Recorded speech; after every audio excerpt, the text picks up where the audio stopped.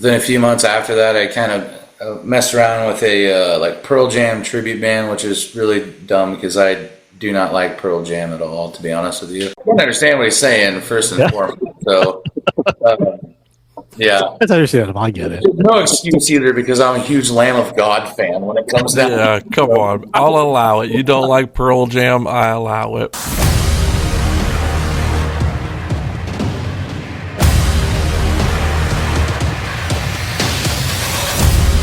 What's up, Hero Stock Nation?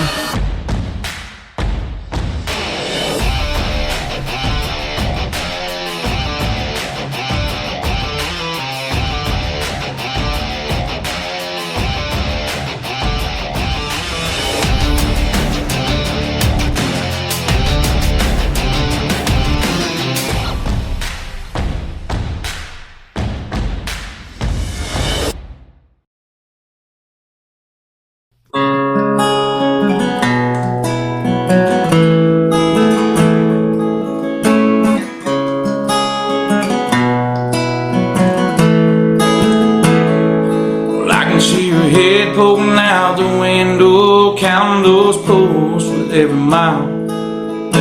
But you ain't looked back at me in what seems more than a while. Well, I can see the sunset glow shining through your hair, and I just want you to know you don't have to go nowhere. But I keep chasing miles, staring past the dashboard light.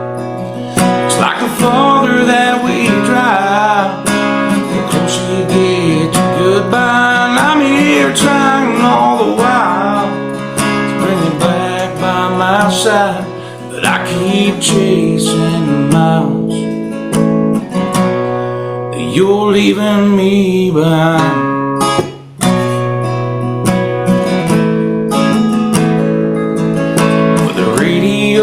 Keeps talking low, filling up the words you want. And I'm praying for a sign from you, but I'm scared to say what you want. And if your heart's already gone, girl, tell me now before we roll.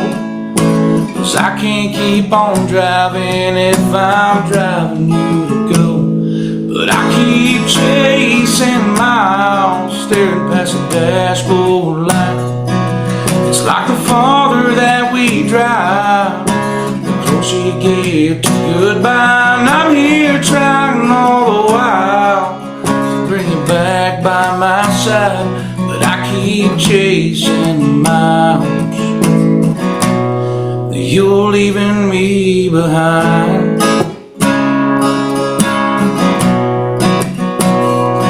Every mile that we're making feels like passing by, and I wonder if I'm losing you, just learning how to drive.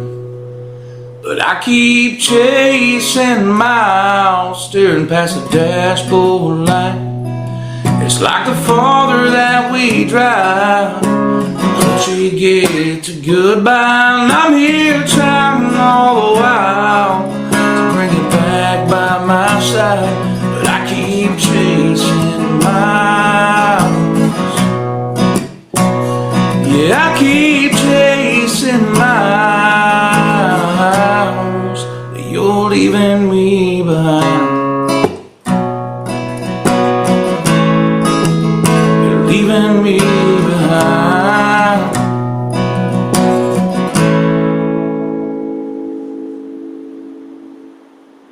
What's up, Hero Stock Nation?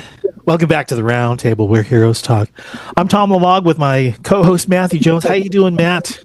Oh, I am living it up, Tom. How are you doing? I am so looking forward to this conversation with our next guest. Jason Steiner, of course, is the one who tapped me on the shoulder and says, hey, do you know who DJ Bridwell is? Being here in Southern California, it's like, I don't recall his name, but let me go ahead and look him up. And I am, looking at his Facebook pages, some of the work that he's doing, a lot of it with music, but also with veterans. But most recently, there's a regional songwriters festival that takes place up there that I'm really excited to ask him about more questions. Hey, you've heard about it, right? Oh yeah, absolutely. I can't wait to talk to him. There's so many awesome musicians that come out of there. I'm excited. We just had a couple of them on, right? Anthony Absolutely. Segovia, right? And then last week we had Caleb Kenner as well too, and we got a couple more artists that are lined up. But let me tell you a little bit about our next guest. He's a gentleman who stands at the crossroads of songwriting, storytelling, and community building. DJ Bridwell is a Nebraska-based former rocker and most recently a country music artist who not only writes and performs music that connects with people on a personal level, but he is also the driving force behind the Trails of Tales Songwriter Festival in historic Deadwood, South Dakota. Now, yeah, Matt, songwriter. You're an award-winning songwriter, and you know how it can get when it comes to storytelling. It's very vulnerable for a number of songwriters that I've spoken with. I know that you have talked with me about just how vulnerable it can become. Yeah. I think that, music is a form of healing. We choose to take a little piece of ourselves and we put that into our music, and we sing and we create a melody that expresses it in a way that other people can kind of connect with that as well. And that's what I love about songwriting. Now, I don't do it enough. I need more practice. That's the one thing you need, practice. Yeah. But I tell you what, I can't wait for anytime I have an opportunity to talk to another singer songwriter. I'm excited. I want to pick their brain. I want to, give me some tips and tricks. And all the listeners out there who maybe you hit a brick wall writing. Well, we got something for you, man. We got a songwriter here today, so let's pick his brain too. We'll definitely do that, and to take it a step further. It takes a special kind of dedication to create these opportunities for other songwriters to be heard, which is exactly what DJ has done throughout this festival. So today we're going to talk about his musical journey, the realities behind songwriting, what it takes to build a musical community, and the stories that shaped him along the way as well, too. So please welcome to the roundtable, DJ Bridwell. Hey, thanks, guys. DJ, hey, man, it's good to see you. How are you today? I'm doing well. You've got a lot of information out there on the internet, and I was reading so many great things about some of the work that you're doing, and of course, most recently, a conversation with our buddy Jason Steiner. And there's so much to get into that. I'm really looking forward to our conversation. But before we step into that, can we go back to the song that you just performed? And you had mentioned to me that it's one of your newer tunes. Yeah, absolutely. I wrote it actually within the past just few weeks, a month maybe at max. It had been a while. I'm one of those writers. Like I used to write everything down in a notebook, and then it got to the point where I was having troubles remembering things and doing whatever else, remembering lyrics, or I'd get some ideas and so I felt like it exercised my brain a little bit more if I didn't actually write things down. And I became this songwriter who would have, a verse chorus wrote down, and then I don't feel it, so then I just toss it to the wayside. But this one actually came about. I only write stuff that is real to me, that I've lived, want to live, that kind of thing. Stuff that is really ultra relatable. And I don't waste my time if I'm going down, I've been around enough songwriters in my life to know that when I'm writing something down, in my personal opinion, I can see when it's just another country song, or it's another casual breakup song, or I wish we were having a bonfire by the tailgate. And traditionally I'm a ballad writer and or a breakup writer, if you will. And so there's just I don't know, kind of fell in love with that. And to be honest with you, I don't say this about my own songs very much. That one has struck a chord with me, and I haven't been able to stop playing it since I wrote it. And that doesn't happen with me. Usually I save it all for the studio, because I know that I get studio fatigue by the end of it, if hearing the same old song 100 different times before I get the final version released and stuff. But I've been absolutely in love with that song. So there's a lot to be said about authenticity. For sure. You can go ahead and write lyrics that are meaningless, But when they're authentic and they're relatable, and just like that one, obviously, it's so near and dear to your heart, and you're proud of it. That was an awesome song, dude. I mean, it flows really, really well, and how the melody kind of feeds into the chorus. And dude, I love the chasing miles, but then the turnaround or the resolve for that is, and you're leaving me behind. Yeah. Holy crap, man, that's brilliant. Basically, as I try to paint a picture with every song. So the picture in this one would be a couple riding in a bench seat of a pickup, and the female being on or however you want it to be, the female being on the passenger seat and male driving, and even though they're sitting right beside each other, the distance between them and that bench seat grows, or more or less chasing miles. And so you haven't looked back at me in what seems more than a while. It's about the visual of like, I see that we're traveling together, but you haven't looked back at me. You're leaving me behind, essentially, is what that is. 20 plus year career, and it shows in that song. I mean, the words were the images that are coming from the lyrics, and just the flow of the music itself. You have been doing this a while. How many songs have you written? I don't have an exact number. This is the messed up thing too, is because like since I, which we'll discuss later, since I have taken a leave of absence from everything, I've kind of had this project in the back of my head for a long time of doing what is referred to in this house as a legacy album, and I've yet to do that.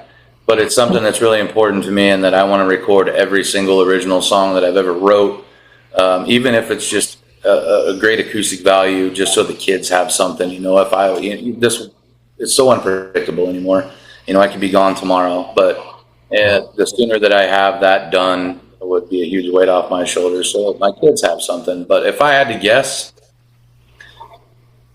fully wrote songs, not that many, because like I said, I'm picky about it. I've probably had my part in about 200 songs, but as far as what I have actually wrote and could set down and play today, that'd be different yet, but I'd say probably 50 songs. It's nothing extreme. Yeah. Well, it's not the quantity, right?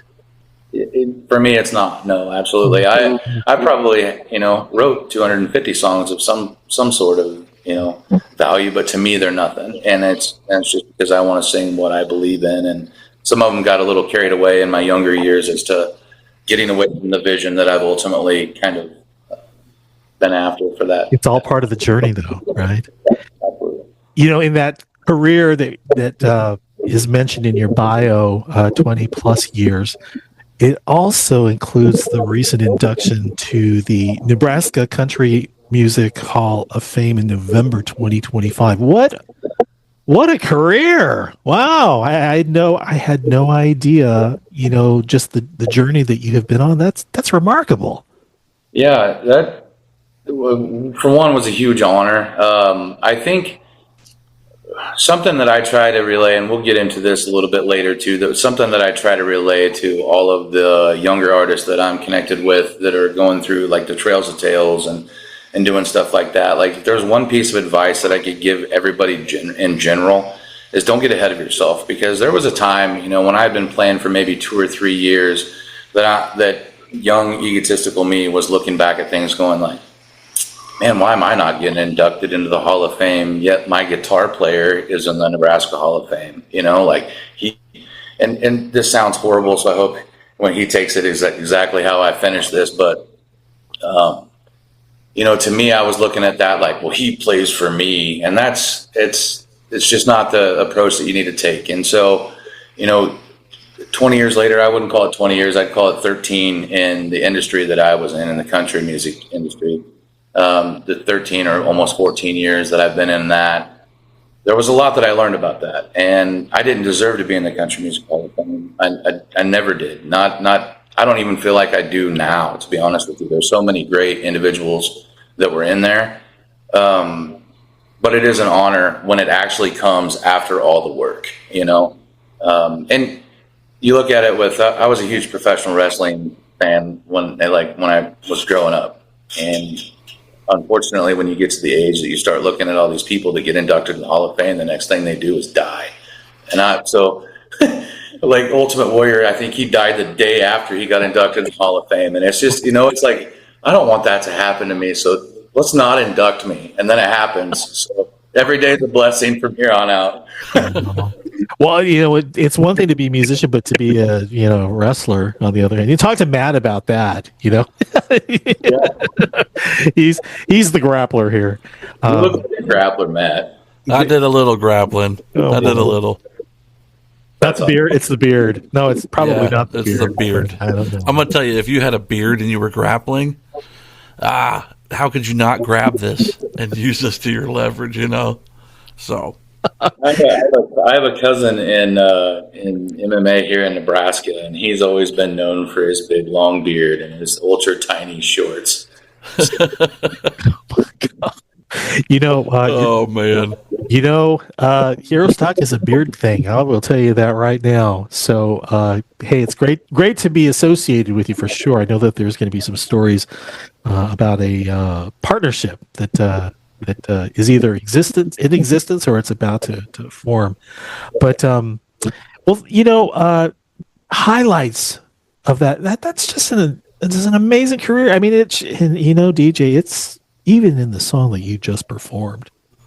You can tell the difference between I'm new at this and someone who's like, you know what, I've got all this experience behind me and I'm going to put my best forward on this one. And that's really, the latter is true here. Can you talk about maybe some of the highlights of that musical career, and then we'll move on. We'll put it to bed because I know that you said you were on hiatus from music, but it's just for me personally. I've been playing music since over 50 years now. Since I started taking lessons for piano, and then I went on to do the band in the country rock here in Los Angeles. So I'm looking forward to hearing some of the experiences that you had, but maybe you can talk a little bit about some of the high points in your music career that you're willing to share with us. Sure. The career in itself, you could break it down. We'd be here for the next 5 years having a conversation. But, I actually started, I was writing and not releasing, but had released one single song. And I remember I burned it to a CD and I was bootlegging my own one song CD that was produced by my buddy. And we actually sold 240 copies of this single, and this was before Spotify and all that stuff. It was closer to LimeWire probably in 2012 than it was. We ended up releasing that one song, and it turned out to be a hit. But then I was in the YouTube movement in early days of musicians on YouTube, and so I ended up posting a whole bunch of covers. And of course, it's early days of Facebook. I would do the same thing, and nothing really ever took off. But when I released that single, it wasn't just a couple months later after that. I got a call from a bar owner in my original hometown of where I was living at the time, or I wasn't living there, but where I grew up at. And they said, what would you charge to come play a show? And I'm like, beer? I don't know what somebody charge, especially because it's the first show. So they're like, well, we want a full band show. And I did not have a full band, but I had some buddies and a lot of people involved in the music industry. And so we formed the band in a very short time. I think that I got that text message in late June, and August 4th, we actually played our first full, which would have been a 4-hour show. I'm pretty sure every song got repeated twice that night. And I had a guy that shared 50-50 vocals with me. Even though we called it the DJ Bridwell Band, he actually shared 50% of the vocals with me. And he was, I grew up in other bands and stuff around him. And still I would call him a great friend. It didn't work out in the long run between the whole deal. But I think... So then moving on to the next, in our first year, I think we played 44 shows. I know, I'm a numbers guy. Played 44 shows. I went through 6 drummers, and 5, and my 6th drummer, which would have been in the 6th month of the actual existence of the band, ended up staying with me for the next 9.5 years, and he was kind of the stage manager / do everything, showed up early to make sure that the stage was taken care of, and one of my best friends still to this day. So we Band members, they kind of came and went. I love them all to death. Still to this day, I have zero disrespect for any of them. And got to the point. So that had been 2012 when we started, and it really took until December 31st, New Year's Eve. We stopped playing New Year's Eve shows for a couple of reasons. One, it was always just a drunk disaster with people up front in the crowds, spilling drinks on our monitors, costing us more money than what we were probably actually worth or making, And so we stopped playing New Year's Eve shows, and we decided we were going to have a rehearsal on a New Year's Eve down at his place. And I said, well, let's write a song. Like, we'd never wrote a song together or anything like that. So we all traveled to the drummer's location, which is our practice facility, and we sat down, and I had this riff in my head the whole way driving down there. It's an hour-long drive. And I get there, and I'm like, all right, I think I got it, guys. We just need to sit down and write around this. So we ended up coming up with 90 Mile an Hour, which, if anybody's followed us or our music career, 90 Mile an Hour was what made us pinnacle where we were kind of at. And we've had some great songs that have been released. And honestly, 90 Mile an Hour, in the grand scheme of things, isn't one of my best well-written songs. It's just a very relatable, blue-collar, pissed-off guy. And I think that drew more of the male attention towards like kind of what we were doing, and then that rock edge and stuff. And what's crazy is the amount of money that I spent to get 90 Mile an Hour done isn't a fraction of what you spend today.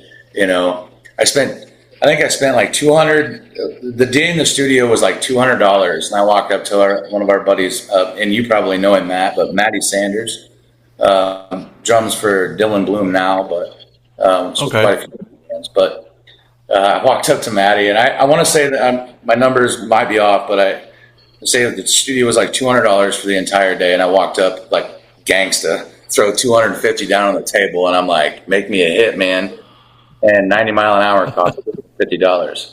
And that wouldn't even get the guitar parts on songs that are cutting, that don't do a fraction for my career, that 90 Mile an Hour did.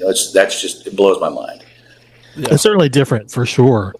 Even the perspectives back then about music and musicians and costs, it was, it's kind of like, okay, people have discovered they can actually do home recordings, or they can actually link up with someone who knows how to do this, and the costs are fairly, they're a little expensive, but they're still reasonable compared to today's, music dollar, where it's like, I don't know. I'm thinking that your heart has got to be in the right place to do this, otherwise it's going to cost you an arm and a leg.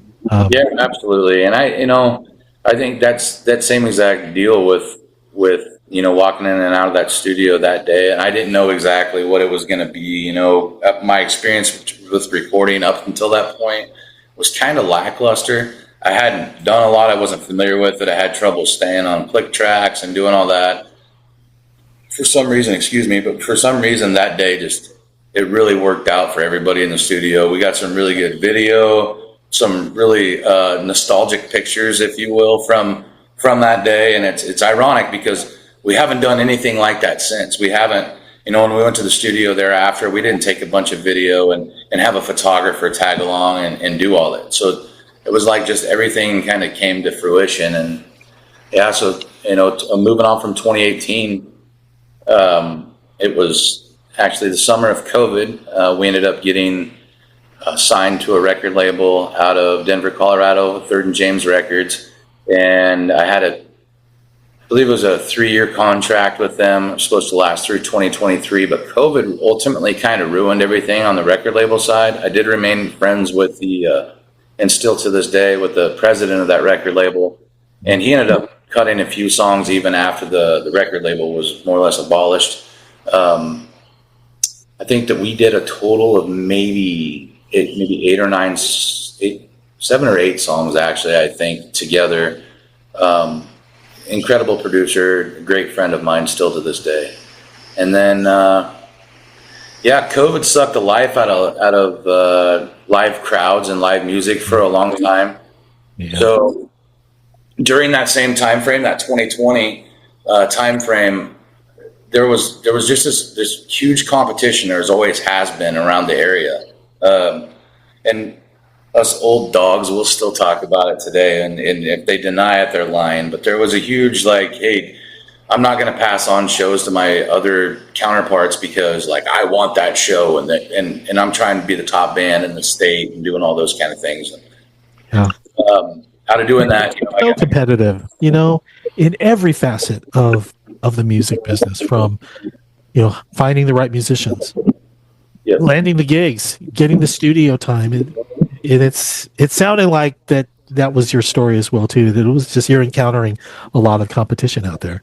Yeah, and what's crazy about that is just fast forwarding a short time in 5 years. I think that we'd all had some like sort of coexistence, and we went out to the Rocky Mountain Country Music Awards since I think 2017, and we would just like get each other in passing, or we were the only kids from Nebraska kind of thing. So naturally, we're just going to talk and do whatever. But when it came to the meat and taters of passing along gigs and doing whatever else, there just wasn't the camaraderie. So we sat down it was in December. No, it was January of 2020. And we'd actually, Luke Mills and I had sat down. This was right before the Country Music Awards that year in 2020, which actually got canceled.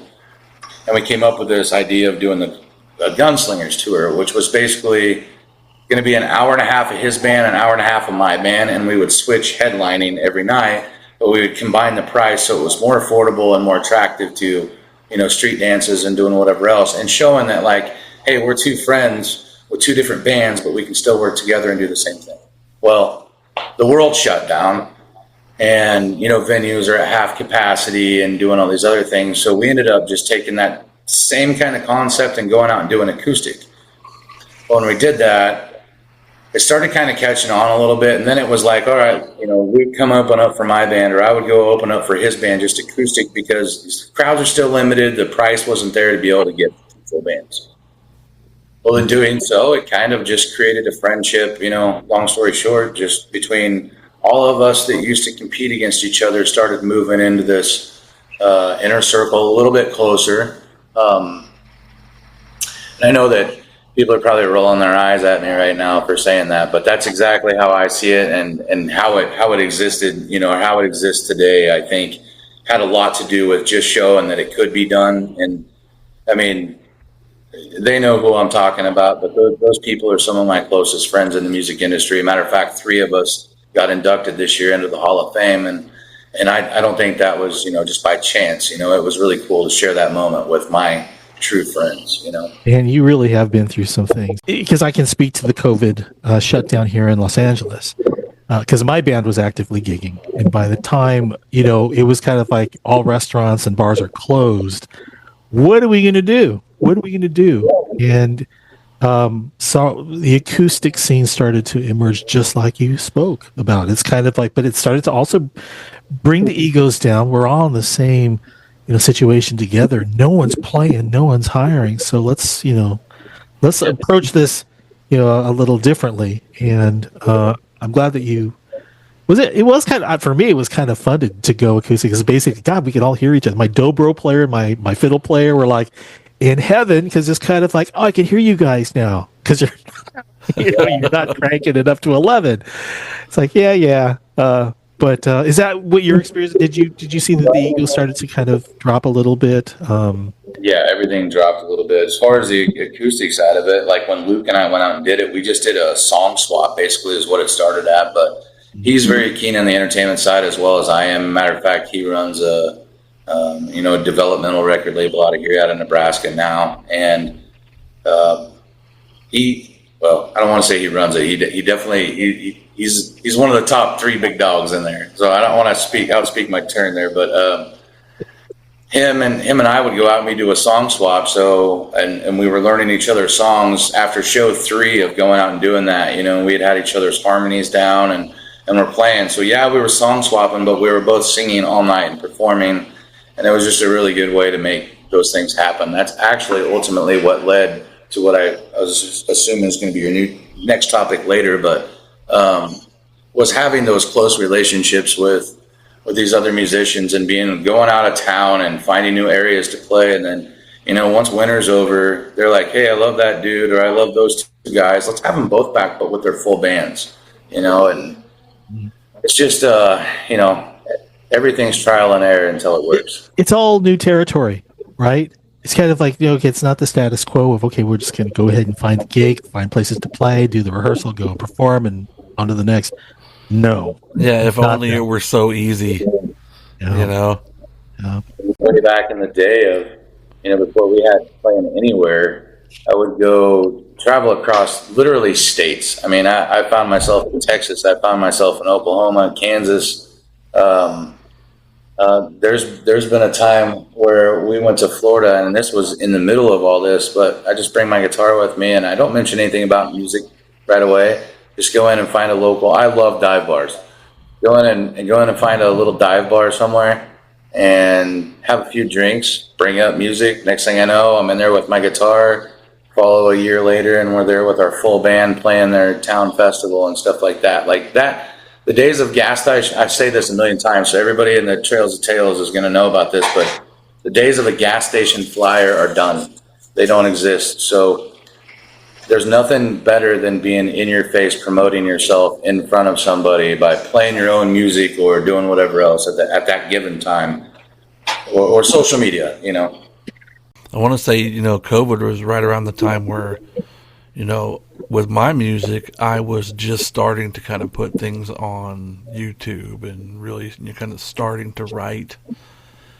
So, there was no getting out and playing anywhere. It was like, okay, well, fire and forget, we'll put it here, we'll walk away. And then hopefully I get some good comments. Here's my job, social media based. Yeah. And I hate that now because, so much of even what I do, I wake up at 5:30 every morning to get a bunch of artist videos posted, for the last, today's like episode 97. For the last 97 days, we've had content every single day. And it's like, man, that used to just be we'd show up on a bar on Friday night and that was enough.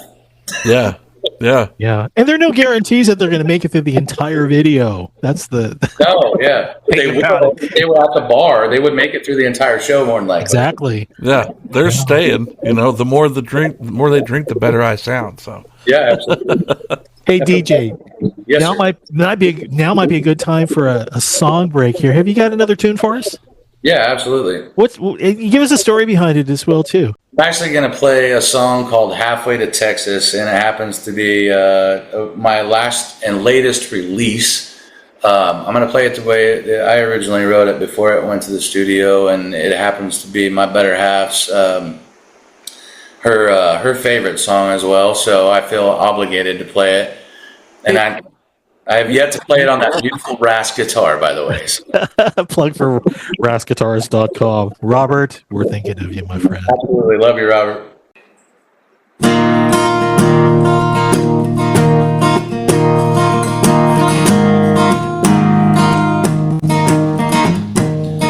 It's been a little over 14 days since I've seen your pretty face walk out the door. But you ain't coming back 'cause you don't wanna see me. You don't wanna be with me no more. So I've been driving around this town looking for a place to slow down, have 3 or maybe 4. But once your memory hits my lips and I start drowning in it, baby, I want more. Before you left, you told me I could go straight to hell. Honey, I pray for you, and I hope you're doing well.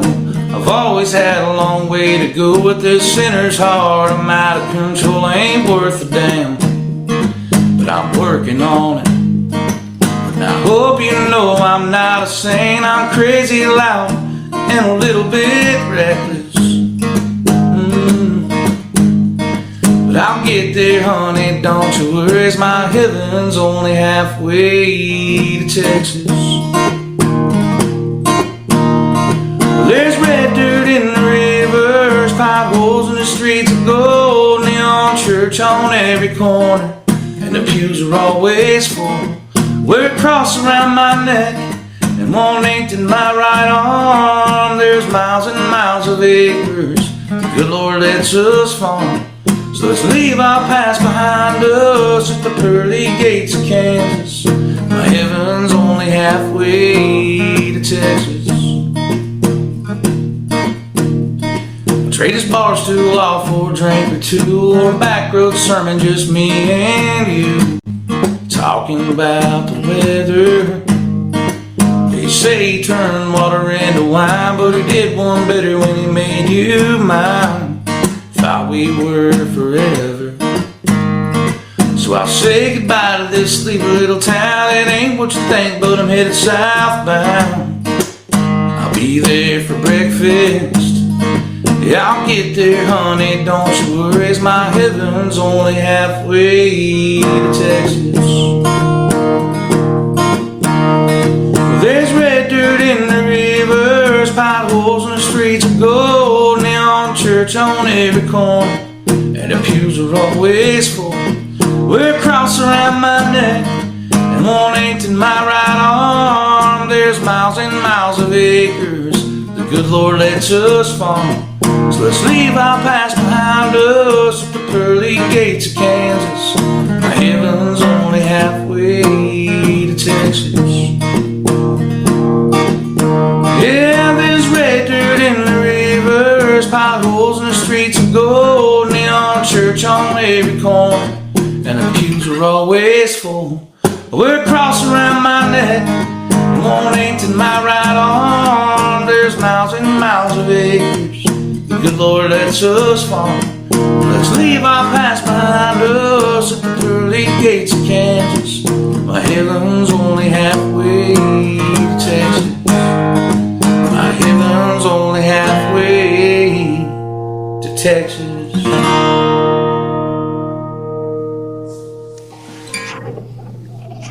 Nicely done, sir.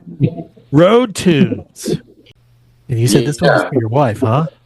It's actually not. So it's your favorite song, but ultimately, it's about a previous relationship I had. But I was actually on my way to go on a 5-day tour back in Texas, and she lived on the. Well, I live, of course, on the most farthest south of the Nebraska border that you can possibly get without accidentally tripping and falling into Kansas.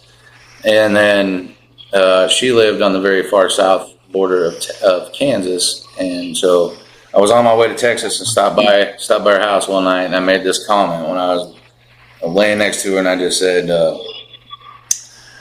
she said something, am I going to come back to church and go to church with her on Sunday or something? And I said, well, I don't know why I need to go to church. My heaven's right here. And so, oh, it's so cheesy. Yeah. Yeah, exactly. And so the whole song, if you listen to it, is about, the neon church on every corner, which is a bar, of course, and the pews are always full, the bar stools. I wear a cross around my neck. Like, I believe in Jesus, you know what I mean? But I didn't need to go to church to prove that to you. Let's just go to the bar. I'm right here. So potholes in the streets of gold is every small town in America, Musical influences. Can you share some of them? Do you have, and it could be, lyricists as well too. I mean, there are people who are. I mean, I've got my favorites, but lyricists, authors, all of the people who kind of shape your music. Maybe you can share some of them with us. Yeah, so I'm a kind of a third gen when it comes to music, and I grew up in the music industry. Willing or unwilling, I think I enjoyed it really a lot as a child, and I've had this discussion a lot. But when I was growing up, my parents were gone a lot of times. My mom was the bass player. My dad, even after they had separated, got divorced, they played in a band for I think another maybe approximately 15 years, something like that. After they'd been divorced, and I remember him being gone all the time, on the weekends, and I didn't want anything to do with it. I really didn't. But I enjoyed when I was there, got to go to the shows. I enjoyed practices. I enjoyed the people that were in the bands, and still today consider a bulk of them family and everything else. But yeah, musical influences besides my parents, ultimately getting me into that. Keith Whitley has to be first and foremost right out of it. And I say that for a different reason than most might, because until probably about 2011, 2010, somewhere in there, like I had heard of Keith Whitley, but I've never really taken anything in. And I remember watching this guy named Bradley Gaskin. I think was on a reality show way back in the day. And he was playing Don't Close Your Eyes. So I wanted to learn his version of doing it. And I went out to a bar, and I'm going to keep this really, really vague. But I went out to a bar. It was an open jam one night. And I played that song, Don't Close Your Eyes, on stage. And that was kind of my connection through that deal. And when I got off stage, and I was so proud of myself, this was like one of my first times behind a microphone. I had walked off, and the guy that was running the open jam actually looked at me in the face and says, "You have no business playing that song." And like, he's a big, kind of like burly dude, whatever. So he like looked at me and says, "You have no business playing that song." Like, and then just every time I went out to an open mic after that, I had some buddies that were out there that would get me up every once in a while, but he was always totally against it. Ironically, the night, well, it would have been 3 weeks after we wrote 90 Mile an Hour. It was the first time that we ever debuted 90 Mile an Hour at a show. We had an option of a bunch of openers for that show, and we chose that guy that ran that open mic night and his band to come out and open up for us. And that was kind of a full moment for me. Well played, sir. Yeah. When we talked about earlier about how the guys, how everybody just kind of feuded and stayed in your own corner of the state and didn't really want to get along. And that was very much my motto for a lot of years, is just shut your mouth and let your stage and your performance do the talking. And that was that kind of moment. But yeah, Keith Whitley for me, because of that reason, I got into a lot more Keith and learning his story. And of course, he died when I was, I think, 7 years old. And, yeah, he's got some great stories in every song. And then, some current songwriters. Jacob Bryant has been a huge influence of mine. I actually got to open up for him, which was that was a pinnacle of my existence, basically. And there was nobody at the show either. It was like me and him. Doesn't matter. After I got done, and you got some time with him, though, right? Did you have a chance to sit down and talk? Got a little bit, and I actually gave him my guitar. He balked a little bit. He didn't want to play it. He said it's like touching somebody else's lady, and I said, "You play it." And then I sang his original song that was unreleased. Yeah, it was you pretty. hand him that guitar. You touch this lady. You touch it. Kiss it. That's quite the story. And then, of course, we have a newly inspiring group.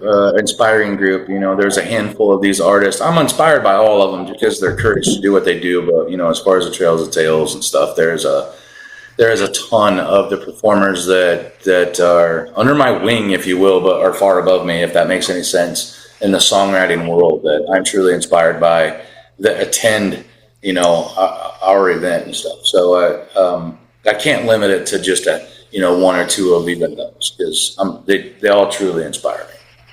So I did want to ask, after listening to both of the songs that you played, do you try to write in different formats? For example, the first song you played, you had a verse and then you had your chorus. Well, in the second song, you had your verse. I thought there was going to be a chorus, but then it segued right into another verse. Yeah. So I wanted to know, are you like forcing yourself to write in different formats to really kind of elevate your songwriting? So there's a lot of, of course, with any music, it's ever changing. If you listen to the traditional, say, 70s and 80s country, to me, it was always verse, chorus, chorus, or verse, chorus, and done. And then, then it became the verse, chorus, chorus, and then the verse, chorus, tag, bridge, everything else. So I do, and honestly, being involved in all sorts of different kinds of music throughout the years, I think that I try to. I don't want to be a one-lane artist. I don't want to be able to just write one way. And for the longest time, it was all about like, well, I got to be this Rocky Edge kind of guy. And then it became, when I had stepped away from music a little bit, it became even somewhat more about even the pop side of things, like giving it a try, like writing different. Who's to say that I need to be DJ Bridwell, the 100% country all the time? I'm not George Strait. I don't look like George Strait. I don't act like George Strait. I make worse life choices than George Strait. I didn't need to go down that path. So yeah, I do write in different formats for sure. I think we're in a day where bridges really work in places of solos, guitar solos and even musicianship in general. And I'm not faulting anybody by any means, because there's some really great, mind-blowing musicians out there. But the musicianship itself seems like for some people and some modern artists is kind of taking a back seat to the meat and taters of the song. And a lot of that is radio's fault, right? Because 3 minutes, 47 seconds is what you've got, especially if you're on my level. 3 minutes and 47 seconds, or the average commercial break, is what you get. So if you want your songs on the radio, that's what they've got to fill that spot with. So you have to paint that picture in a small amount of time. And yeah, I think fitting the formats to be able to paint that, I guess if that answers your question at all. So Yeah, it does. I'm wondering, with that kind of being, I don't want to say if it's the industry standard, but that 3 minutes and 47 seconds, what kind of tips and tricks have you used in your songwriting that has helped you kind of keep that margin of time kind of under control? Like, what do you do to kind of prevent yourself from writing a 5 minute lead guitar lick? Yeah, and I get into that a lot too, because of all the talent that we've seen pass through here with our acoustic sessions and stuff too. I mean, I find myself sitting back and I want to help all these guys. That's my end goal of doing those kind of things. But one of the tips that I use is metaphors. So instead of explaining something in full detail, and I wish there was an example I could think of at the top of my head, but instead of we got in the car, we filled it with gas, we drove halfway to Texas. It's just we went to Texas. We were halfway to Texas, and it's very cut and right to the point. But I try to find metaphors and stuff like that kind of fit in a play on words. Again, referencing the Jason Miles. They can make it more relatable sometimes, right? Rather than being so verbose. I think that there's a ton of modern country artists too that are making those play on words. And if you go back and listen to the old stuff too, it's very verbatim. I mean, if you think of Keith Whitley, Don't Close Your Eyes, I mean, it's a poem written about that. And I started, I started in poetry when I was a kid, and painting a picture just always comes to mind. And you only have if you have 3 minutes and 47 seconds to paint that picture, you have to find a way around those words. And there's a lot of people that are like, I don't care about country radio because, Co Wetzel exists and he doesn't care about country radio. And I love Co Wetzel just as much as the rest, but Co Wetzel's one in how many millions of people that have made it that far. Kojo is another one. And Kojo's went mainstream too, So it's eventually everybody's going to get to that point. You can have that badass attitude all you want, but ultimately at the level that you're at right now, not selling out crowds, but more worried about selling out your dining rooms and old folks' homes and arenas and VFWs and those kind of things. Take it into consideration. Try to write a song that is relatable and fits in that vibe. And if nobody knows who you are, 3 minutes and 47 seconds can get you. There's a ton of local radio artists or radio DJs that will throw you on their radio station for $0 and play your music. So when you go to play a show in that town next time, they know who you are because they've heard your song on the radio.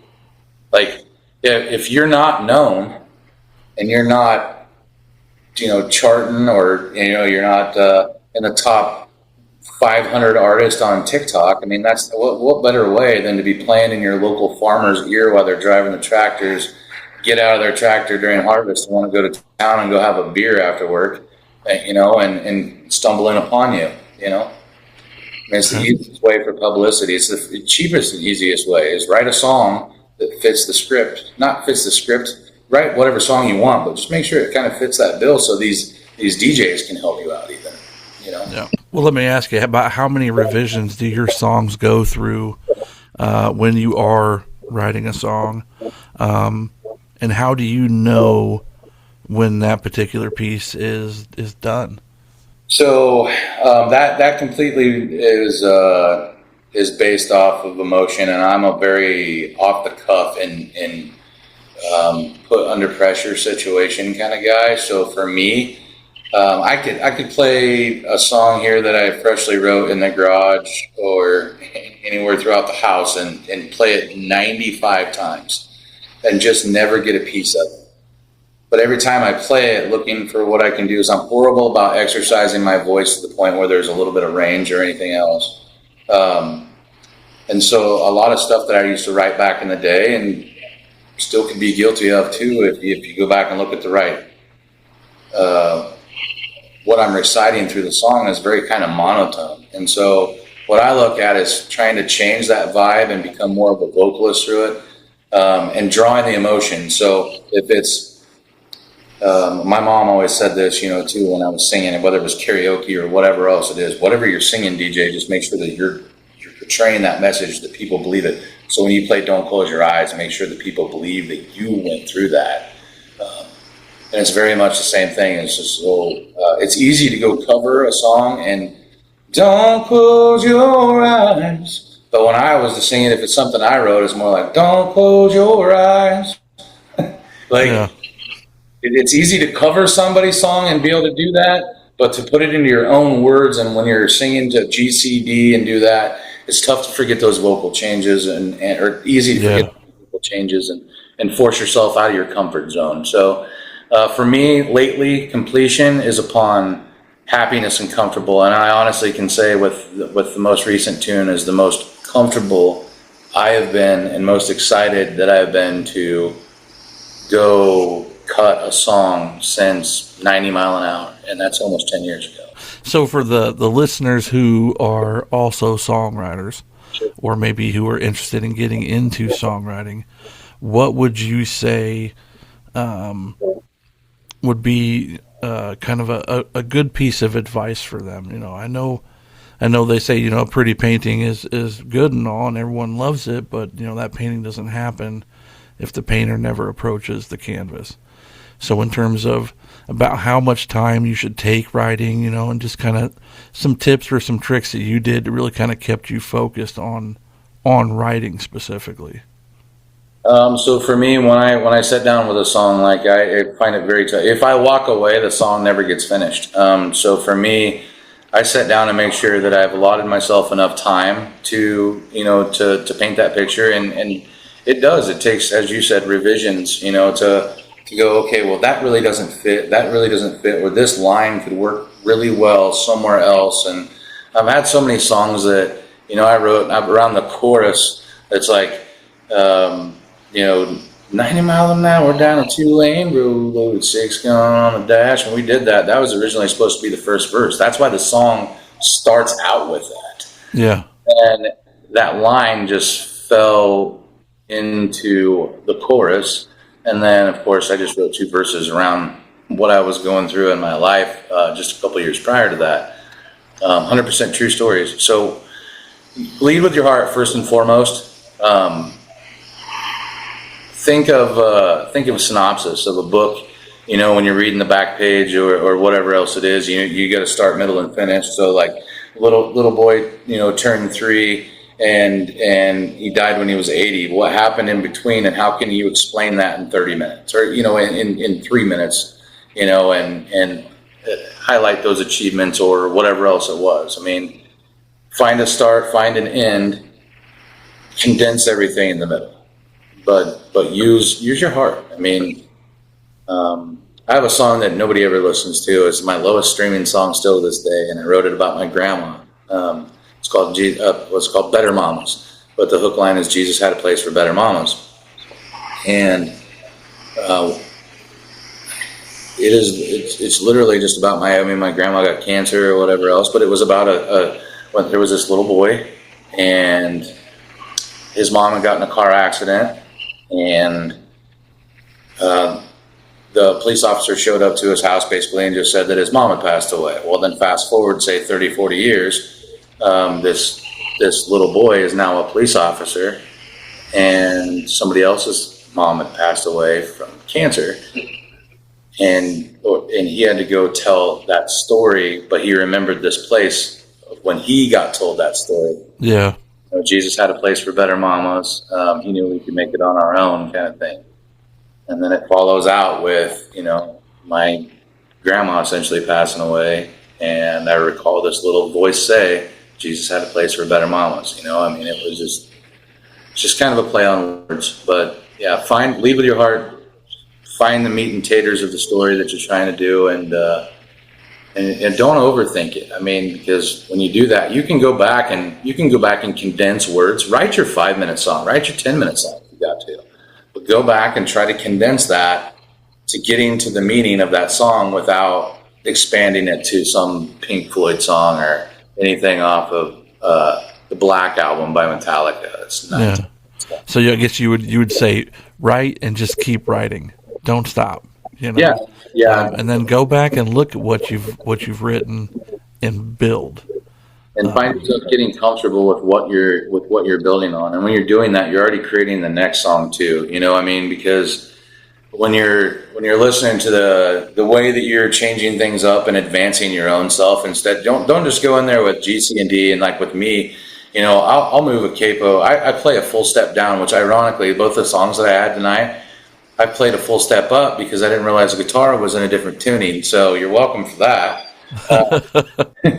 But I play a full step down, so I move the capo all the way around with my limited progressions, because I'm not an extremely talented musician by any means. When it comes to guitar and stuff like that, I'm very simple-minded. So moving the capo around helps me find that range. And then I too own a capo. Yeah. I own plenty of them, but yeah, it's that's what your band is for, right? I mean, that's what the backing is. Yeah, absolutely. You just need that to kind of accompany yourself, right? I think I don't know what to do with my hands right now. Yeah, you could just tell your bass players looking at you like, did he just grab a capo? Fortunately, my capo typically stays the same.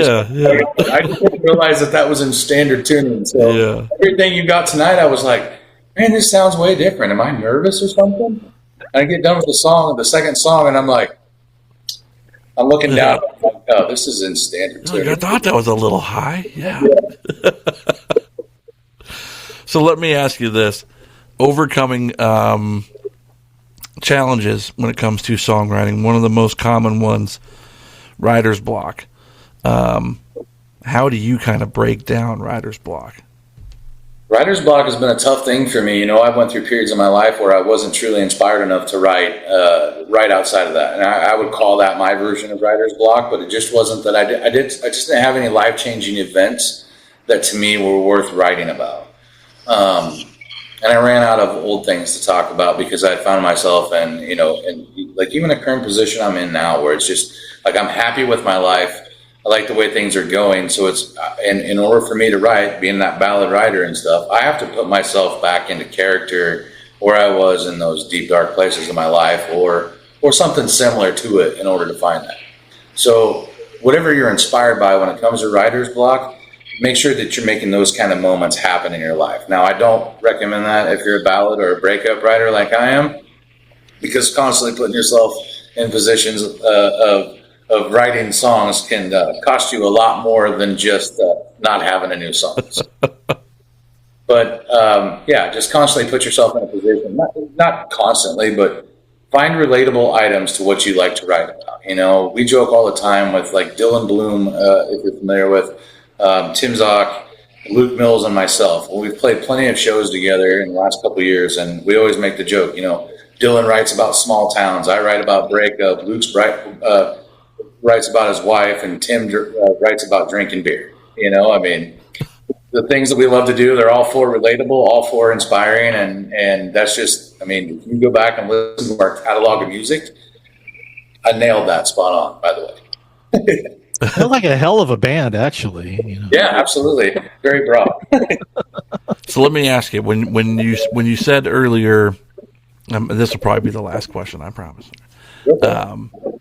When you said earlier, kind of like don't overcomplicate things when it comes to the songwriting process. What are some common things that you think songwriters are doing that is overcomplicating, and I guess how do you prevent overcomplication?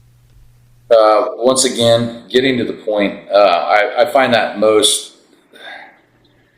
It's like when you sit down with some of the stuff, and I've got some Anthony, for instance. Nothing that he was doing was overcomplicating by any means, but him and I are on a level of closeness. I feel, if I'm wrong, text me later, Anthony. But before he went to Texas to record his last single and stuff, he had sent me his song, and just like going through it, listening to it, finding his inspirations between it. I think there was just almost there's better ways to try to get to the point and stuff. It was a very well-written song, but those were like minimal deals. Then I have other artists that I've been in with, which is not a big deal. It's just about coaching, in a little bit. But do not say that if I'm going on vacation that I woke up one morning, grabbed my suitcase, walked to the dresser, packed my suitcase, walked the door, closed the door behind me, got in the car, got on the plane, went to the wherever. You just, got up in the morning, packed up, and he's gone. Like, get to the point. And that is and I think that there's other words that you can tag back to that. I don't have a specific song in reference, but there's other words that you can tag back to that to paint that picture without you saying all of those things. And metaphorically, speaking, metaphors or play on words, that's a huge deal in my process, but that's the biggest way. I don't really run a songwriting clinic by any means, but those would be my pointers that, if I was to do that. So. Okay. Well, Tom, do you have any questions? 'Cause I'm going to look back at my list. I know that I have like 20 of them over here. So You have 22 as well, too. So, well, let me transition us from, the songwriting piece itself to the actual performances. Did I read somewhere that you've played over 700 shows? Oh, way over that. Yeah, you got old material. I have old materials way over that. What is it now? 13 years, over 1,200 shows. Okay. Oh, sorry. that's a lot of shows, man. You didn't have a whole lot of information on those particulars, but thank you for validating that. But so over 1,200 shows. So you've had an opportunity to share some of your original material to a room full of strangers or to a venue that no one knows who you are. You don't know them. Can you talk about that experience, about sharing, whether it be a brand new song, I'm going to roll out this new song, the band's going to play it, or you're going to play it, and maybe you could share some of the experiences or some of the comments that you remember, whether they're favorable or it's like I almost could relate to it, but it would have been a better song if. Can you speak to that? So I never really had a whole lot of, and this isn't because they probably weren't thinking of it. I mean, if they were at the concert, if they didn't like it, I never had a whole lot of like haters that would come up and just tell me that they didn't really care for the songs. I appreciate that, and in a sense too. The high of playing your own song on stage when people do know it, the 90 mile an hour of our group, or the first song we ever had on country radio was called 5 O'Clock. It was the first song one of the first songs I had ever recorded, and it was one of the first songs that was getting sang back to us, on the smaller stages and that kind of thing. 90 was definitely a turning point in our career, and that was one that got sang back to us. It got requested. It got everything else. But to be honest with you, so and she's heard this story a million times, but there's two different DJs, DJ Bridwells, if you will. There's DJ Bridwell that's on stage, and there's the DJ Bridwell that for the first year of the band existed, and everything before that is I have huge stage fright. I don't like crowds, it's not that I don't like the crowd.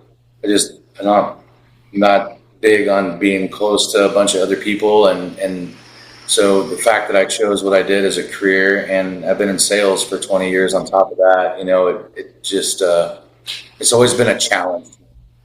So as far as walking off the stage and people giving props to the song and stuff, I've always dealt with it a little bit differently. Like if you're telling me, hey, that's a great song, I'm going to give you, hey, thanks so much, man. And then that's pretty much the end of the conversation. I don't want to push about it, anything like that. I don't really want to, like, anything beyond that to me kind of seems a little bit egotistical, and I don't want to, harp on that. Like, yeah, what'd you really like about that song? Tell me, I'm just not that kind of person that draws that out. That's very cool, man. And of course now the next question is going to lead right into the creation of your Songwriters Festival, because you're drawing a number of aspiring songwriters who are just looking for guidance, I would imagine, or a break of some sort. And I'm going to guess you're the primary organizer, I think is what I saw your title as, or maybe you're the man himself. But ironic though, isn't it? I mean, you're actually trying to bring along these songwriters. Maybe you're giving them input, the same type of input that you were kind of like shying away from. Are you stepping out of this shyness with a responsibility like that? Do as I say, not as I do, kind of thing, a little bit, I guess, when it comes to that. But just to tag a little bit of leading into the Songwriter Fest, when I retired, semi-retired, however you want to look at it, 2 years ago, a little over 2 years ago from the band, I just lost the love for music. We were at that stage. It's really awkward, and that's what in turn creates this. But we were at this stage where we were too big to go. When I say too big, I mean that financially we were required to bring in so much money to pay all the people that we needed to pay, including, percentage to even our record label. So we were too big to go play those old small town bars that treated us like gold, even though we did make sacrifices and do that when we could. And we were too small that when we went out and played these big main stage events and stuff, opening up for the likes of Casey Donahue, Riley Green, and some of these other bigger acts, Parmalee, we would ultimately get treated like garbage, and that ultimately is kind of what started just the downfall of my love for what I was doing. And I used to play my guitar every single day, and now there's months at a time when I'll go and I won't even pick it up, and I don't sing. And then all of a sudden I'll have a show on a Saturday night that I've known about for 3 months. And finally Friday night, I'm like, yeah, I should probably pick that up and practice. And the ultimate decision-making deal for my retirement was, and this is how much I lost the love for it, was I was outside. We had sound check an hour and a half away, in a town an hour and 10 minutes away. I was an hour and a half away from sound check, and I was still out back, right out that back door right here, grilling burgers in my shorts, and hadn't changed, not even to get on the road. And I thought, well, how do I charge people to go out and watch my concert, spend their money, or even if it's a town festival, which it was that night, how do I expect a town festival to pay me full price when I'm giving them a half-assed product and not caring about what I was doing? And I did care when I'm on stage, because that DJ Bridwell that's on stage is different than the guy that was here. But that guy lost the love, therefore the other guy did too. So going into the retirement, when I retired, my number one goal that I set the very instant that I walked away from the stage was that I wanted to help young artists achieve bigger and better results faster, so they didn't get the burnout like what we did. DJ, in my musical journey, I will say this, is that when COVID hit, I had already been playing in my band for 12 years. And the idea of having heard the band together, to schedule the rehearsals, to try and find gigs, to compete with the other musicians and bands that are out there, and all of the egos. We hit the brakes in 2020. And it's kind of like, you know what? I kind of like this peace and quiet. I kind of like just doing some writing, or just sitting and playing things on my guitar that I never really played before, or learning new things. That part of my brain is kind of like, I want to pursue this. I want to learn. I want to grow, but I also want to teach others, which is why I went to Guitars for Vets for 3 years and taught how to play guitar. And I'm still doing that today with another organization. But the burnout is real. It's like, if you hit the ground running and you keep going and you keep at it, and it's the thing that's highest priority in your mind, at some point in time, it's going to be, I just don't feel like doing this. And it's not because of music, it's just the repetition and the stress that comes with it. It's totally understandable, but I will say this: it was nice to see your new song out there after reading that you had retired from music. So, you're still touching it. You're still touching music in ways that you want to, right? Yeah, I've released, I think, since I retired, 4 songs, and then of course this one is a new write. Not recorded or anything else, but yeah, and I always said that I was still going to write and release. It wasn't about that. It was just the pressure of being everything that was, and still continuing. It got to the point where if I'm not enjoying my time on stage and not giving people what they're worth, then why am I going out there trying to entertain these people when I have a family at home that is begging for my attention or wants to be entertained too? The kids. And now there was a lot that I missed, with my daughter even, and my son, and like just the amount of years that you put into that, the weekends that you're gone, the things that you miss. And I don't know, I felt like I kind of happened to catch it at the right time to readjust my life, if you will. Is it kind of like one of those, you're doing something that you love, but when what you're doing starts to feel like it's overwhelming or becomes a chore, you start to kind of lose that love, and you're like, you know what? If this is what was causing that separation between me and my music, kind of get back to the loving the music, the reason you do, Yeah, it was crazy. After I got out of it too, I just wasn't going to be done, but I was done, and I wasn't going to be done, but I'm done. And then that first year, like Alex and I have talked, I played more. So that last year before I retired, I think I played like 35 some shows, and that was acoustic and full band. And the following year after that, right after I announced my retirement, I started right back up in October and went to Deadwood to their Songwriter Festival up there a month after I'd retired. And I ended up playing like 57 or 58 shows that year after I retired. Now this past year, I can say for the most part, I think I'm retired. I played maybe 10 shows, but are these solo shows? Yeah, a lot of them were. We did do a couple full band shows when we came back, that following year. That wasn't being included in that 50 something. And then this past year, we really haven't done much. I go out and play some benefits and charities or something like that. We've done some CASA events. We've done some, of course, veteran events. And yeah, if I want to do it, I want to do it on my own accord and what I want to do it for. It has to make sense. That's what I discovered as well too. It's like, what? Here we are 6 years after we basically called it quits, and we've come together maybe a couple of times, my full band and I, but there are other things of interest that caught my attention and I just thought teaching music, guitar to veterans, which I want to ask you about because I know your work with veterans is extensive, but I found that, this is my new path.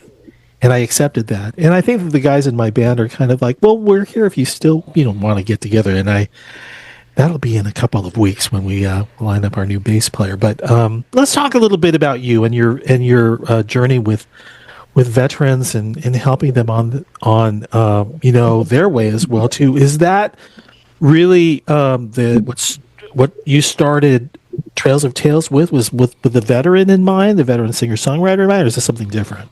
No, the Trails of Tales is kind of unrelated to that. Previous to that, it would have been not during COVID, but kind of on the closing, like on the house of COVID.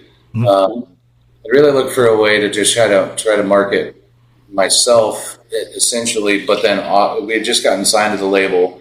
I was looking for those branded things that want to do that. And we had a local brewery, and I always thought, well, how cool would it be? And I don't even, it's wild because I don't even really drink beer. But wait, you asked for beer for payment for your first gig. What are you talking about? back then I drank beer. And I was more concerned about the guys in the band. I digress. All right. But we, and Matt, I'm sure you've probably heard of them out of Ohio, Lazy Horse Brewing. They have their most popular one was the salted caramel and the Nebraska light beers. Yeah. So I went into them. I had a meeting with them, and of course it's a veteran-owned establishment as well. And Jim Stutzman is like one of the best guys that I've ever met. And in ties with that, he set up a meeting and had Steve Hogan there, which is Hunter H.D. Hogan's father, who both are vets. Hunter was KIA.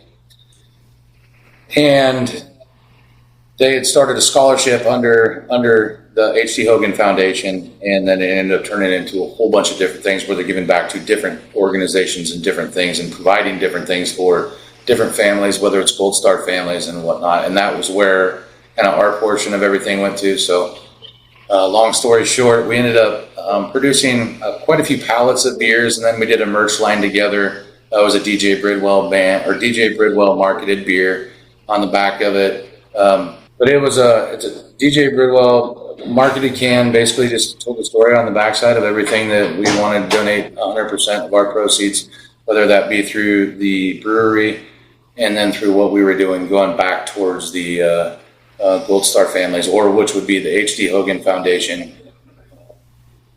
And it was just it was an entire, I think maybe 2 years basically that the whole thing went on. I'll show you the can here. Thank you so much for grabbing that. But yeah, collaboration is what it shows on there, and then this guy, Bob says, but before I turn it around, I'll read it to you. A partnership dedicated to honoring our veterans and their family sacrifices as much as 100% of the proceeds from this collaboration will go to organizations solely focused on mental health and well-being of the U.S. veterans and states militaries. So awesome. It was we sold pallets of that stuff, and it worked out really well.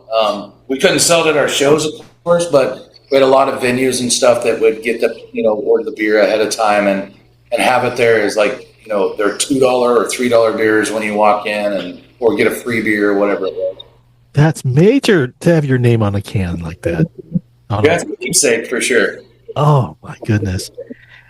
Is there anything else that you'd like to share about some of the work that you've done with veterans that we need to know about? I think that was by far my biggest accomplishment. We've played probably 100 shows under our belts just for, veterans, mental health and well-being, and basically also solely focused on that. Actually, my original idea, was to kind of give back with even the beer, was to kind of give back to like 22 a day and all that kind of stuff. But I found out how, in my personal opinion, from what I've heard anyway, they filter their money a little bit different.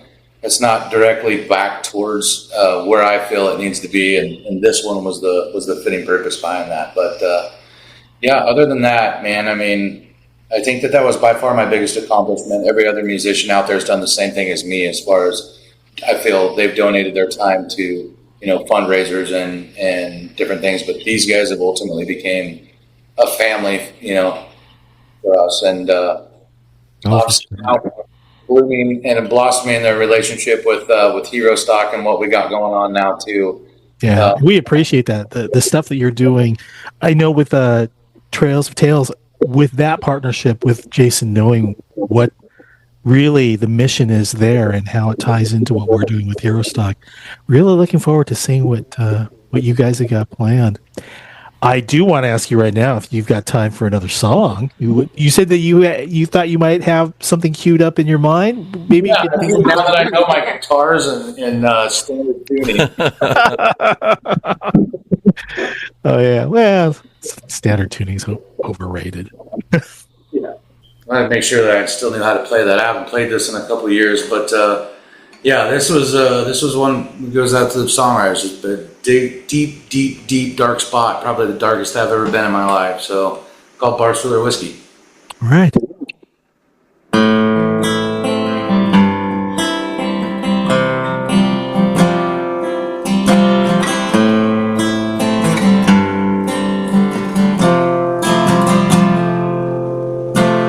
You sure got some nerve walking in this place. It's taking every bottle on the shelf just to help forget your face. And this bar stool, it's the only thing that holds me anymore. But even it gets shaky. Well, after 3 or 4, you've taken everything I've had, all that's left of me.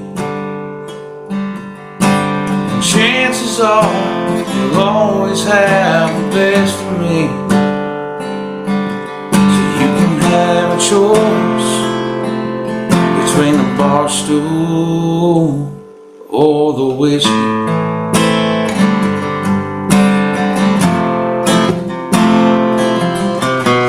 I remember times, girl, but it's been a while.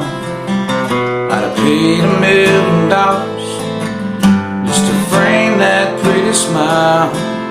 But you can't go on forever in the darkest of the days. So I'll just sit right here and drink away your face. You've taken everything I've had, all that's left of me. And chances are you'll always have the best of me. So you can have a choice between the bar stool or the whiskey.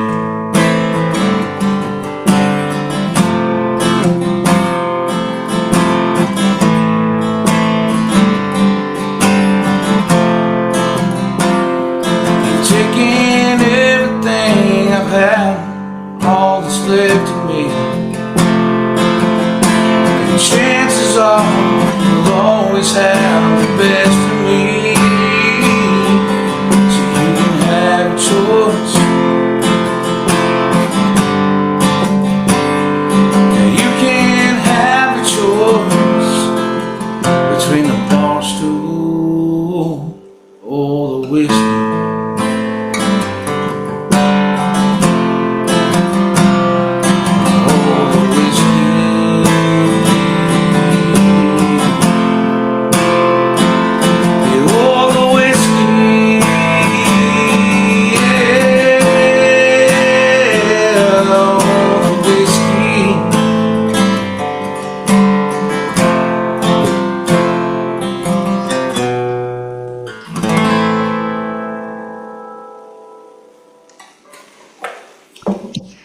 That was excellent, man. Hey, thank you. That's the stuff I love to play. That chord transition there. I love those chords, brother. Yeah, me too. Yeah, I know that. Well, your influence, Keith Whitley. We're talking like 70s, 80s, right? Country, and it's at a time when a lot of crossover artists, a lot of this country rock stuff was coming out, and this is true. I mean, to me, it's really easy to associate your music as country rock. And you had mentioned in an interview that I think I caught a glimpse of that that you started off doing rock and then you went on to country. Can you tell us a little bit about the decision to consciously do that? Because your songs are feeling like they can touch on both genres. I think that, yeah, I don't think there's any walls between the genres anymore, but in starting out where I did, when I was 18, I picked up some drumsticks and was living with a guitar player at the time. And yeah, I mean, he kind of taught me the basics, and then within a few months after that, I kind of messed around with a like Pearl Jam tribute band, which is really dumb because I do not like Pearl Jam at all, to be honest with you. Still to this day, I think there are songs and with all due respect to musicianship, I'm just not a huge fan. It never was. Yeah. And, Is it music that you couldn't really relate to? I mean, that was my case. It was, I don't understand what he's saying first and foremost. So, yeah, that's understandable. I get it. no excuse either because I'm a huge Lamb of God fan when it comes down. Yeah, come on. I'll allow it. You don't like Pearl Jam, I allow it. But yeah. You're showing your age, man. Come Yeah. on. Right before my 21st birthday, I think I was 20.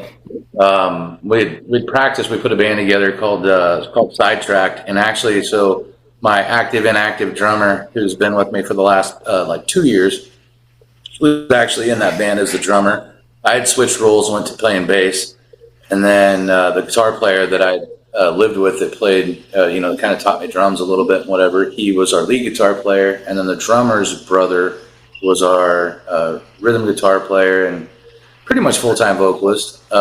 We played one show, and my roommate, he had stage fright a little bit, and I don't think he was ultimately comfortable with just being up there. So we played the one show and we were done. Full practice for a year. Like everything was just like on point. Never played a show. We went to one show, and then that happened, and we all kind of disbanded. I had shortly after there moved, and I was still playing a lot of rock, but like Daughtry rock and that kind of thing. But it was all bass guitar, and it was only so long before I'm like, man, this thing sucks to sing along with or play along with. I had bought an acoustic guitar and started teaching myself chords, and I don't know how to read music, so I completely learned by ear.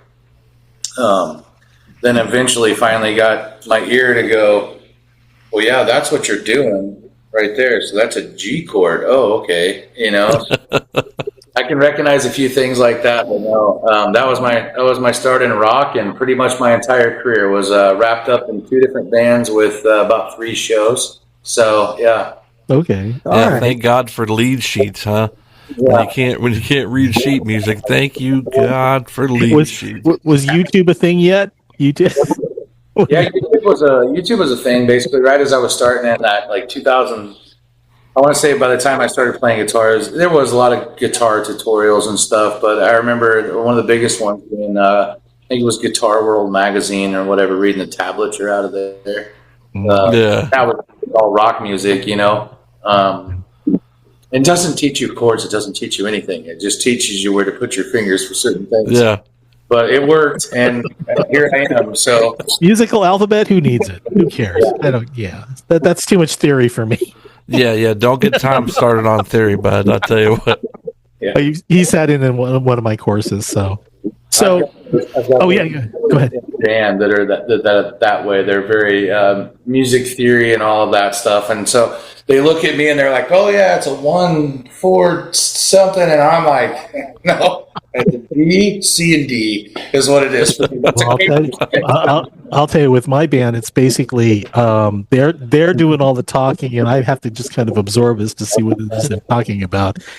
So I've got you fooled, Matt. Sorry. Yeah, they say, what key are you playing in? You're like, whatever capo 3 is, It's a G shape in it's in the capo key 3. in H, I think. H? Does that sound familiar? Yeah. The G shape on a capo 3 when I'm tuned to full step down. Oh my gosh. God.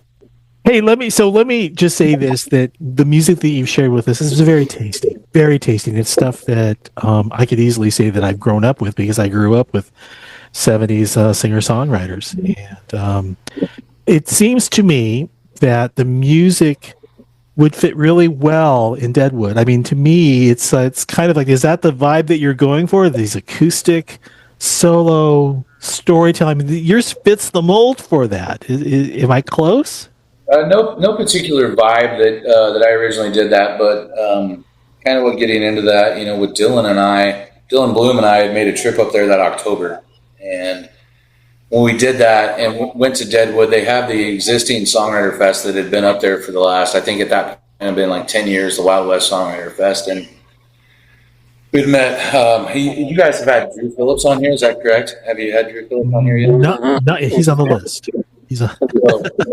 So Drew, I actually met him that year, and he's from here in Nebraska, but I actually, Dylan and I both met him in Deadwood, and then we were playing a show up there and invited him over to our show, and he got up and sang a couple, and he's like, oh, you guys want it back? And we're like, dude, keep going. All right. So became friends with him, and then I came back, and I was sitting with Alex in the garage one night, and I was like,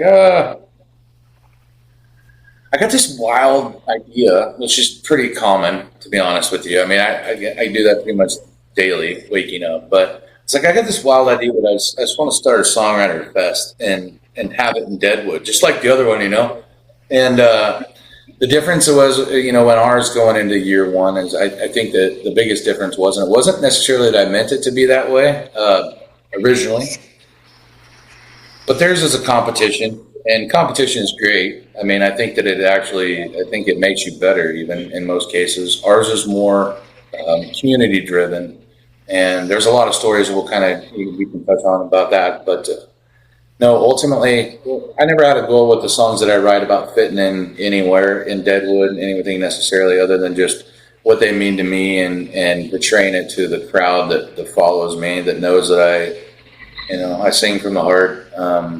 I write from the heart and go from there. But yeah, as far as the Deadwood vibe, it's all over. I mean, it's awesome. Since I've never been there, I would be curious, what would I expect to see when I go to the Songwriters Festival? A full great weekend of music.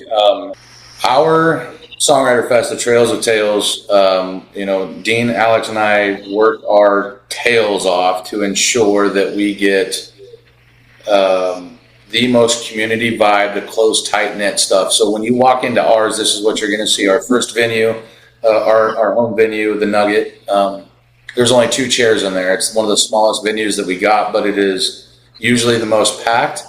And that's our home stage, if you will. So we strategically plan a lot of things around that stage.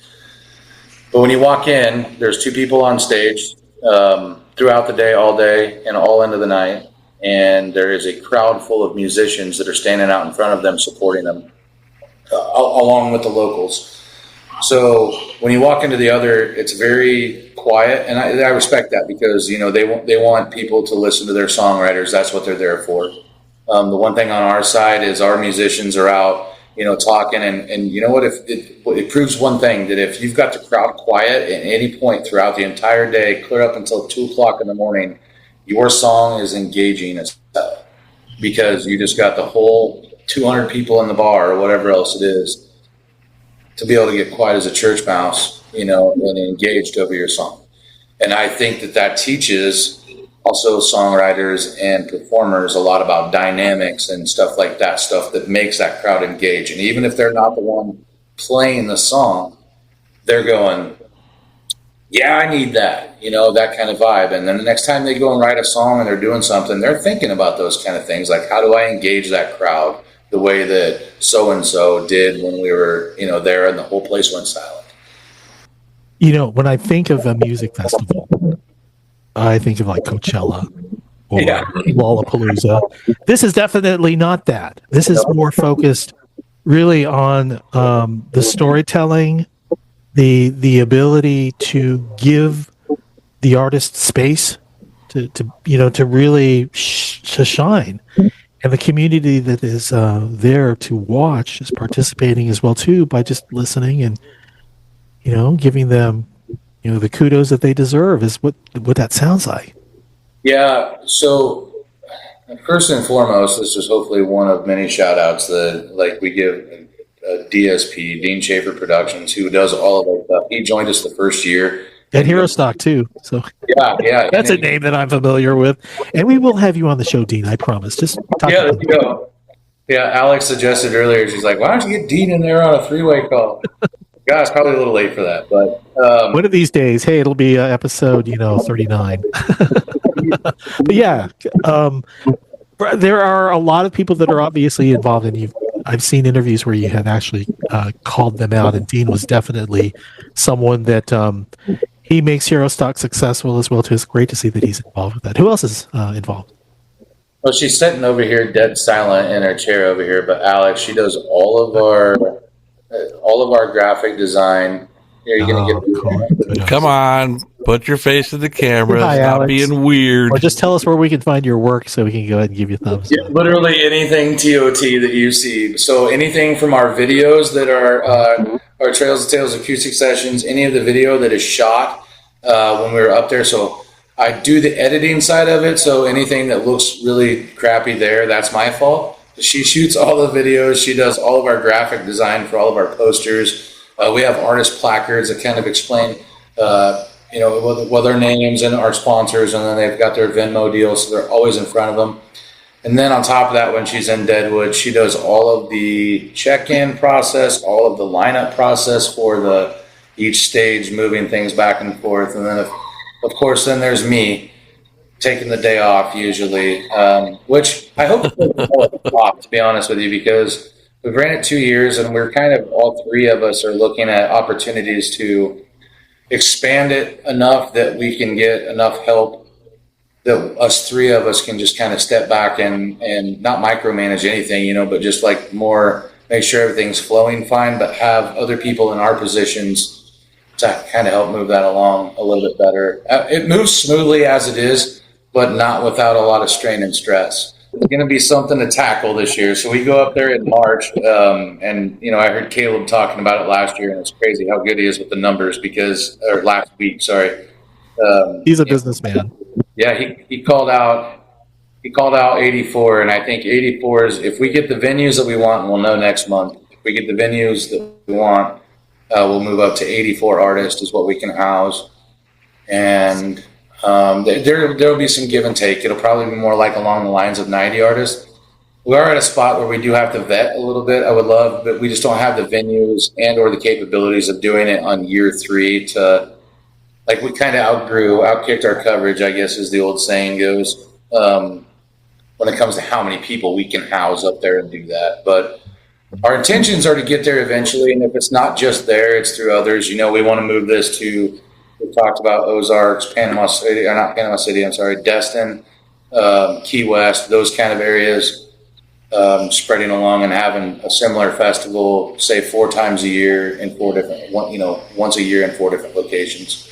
That's awesome. Now, this is year 3. This we just got done with year 2 in October. Year 3 will be this coming October. Yeah. So we went from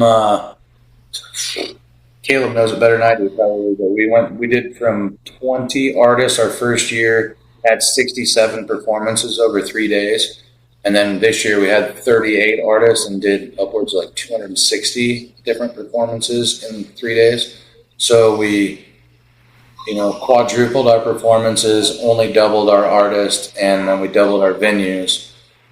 So looking at the 84, if we end up having 84 to 90 artists somewhere in that area, the kind of what I got targeted out, and that's, I guess, my strong side. I mean, Alex doing all the graphics and Dean doing everything else. I do all the scheduling and line everything out to make sure everything's fair.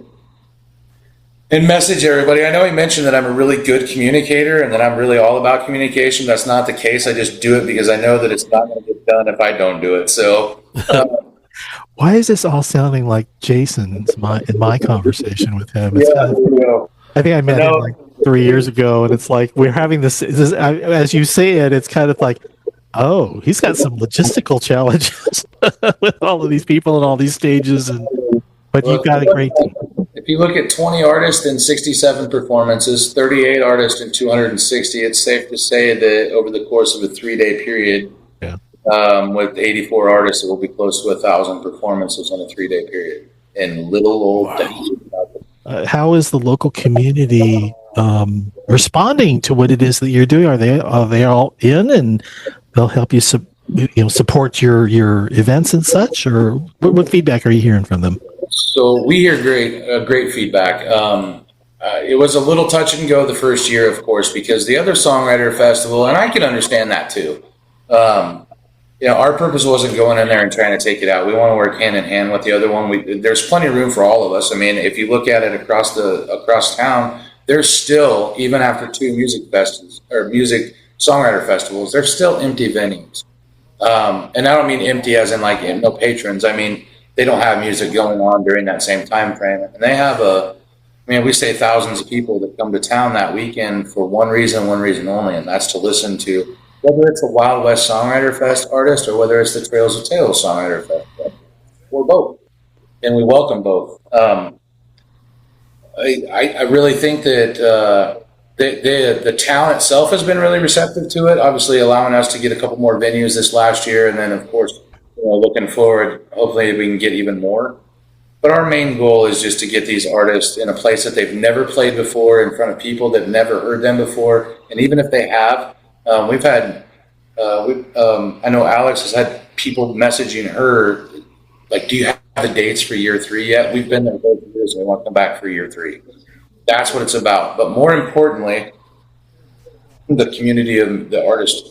So we have a Snapchat. I'm a Snapchatter guy. We have a Snapchat page between all of the people that have come up there, and we allow people, like, I tell them, we're going to add you to the Snapchat group, but feel free to mute your notifications because people in here can get a little chatty. And anybody that's watching this that's been up there knows exactly what I'm talking about. We'll have people just leave the page, which is understandable. But the others, they pass gigs along. They're like, hey, you're an idiot. By the way, do you want to come open up for me on Friday? Or if you can see, I'm back there it's really tough to read, but Drew Phillips is a bad guy. Yeah. Both of them. Yeah, they make these stupid little things about each other and pass them around. And I think it's hilarious, but and they had that before, the Songwriter Festival, but that's the kind of stuff that antics.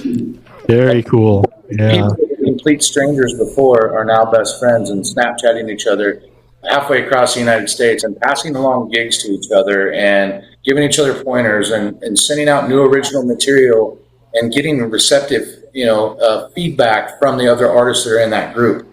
And I mean, ultimately for me, that's what it's about.